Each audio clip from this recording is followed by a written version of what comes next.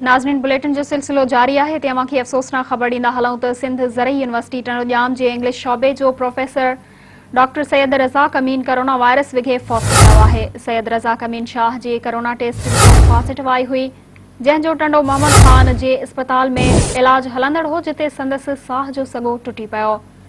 Sindh ज़रई university Tando Jam जे wise chancellor doctor फतेह मरी पारां professor doctor Syed Razzaq अमीन शाह जी वफ़ात ते गहरे दुख जो इज़हार कयो वियो आहे।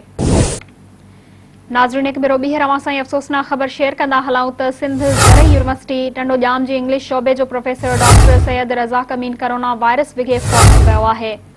सैयद रज़ाक अमीन Shah ji corona taste positive आई हुई, जंहिंजो टंडो मोहम्मद ख़ान जे अस्पताल में इलाज हलंदड़ हो, जिते संदसि साह जो सॻो टुटी पियो।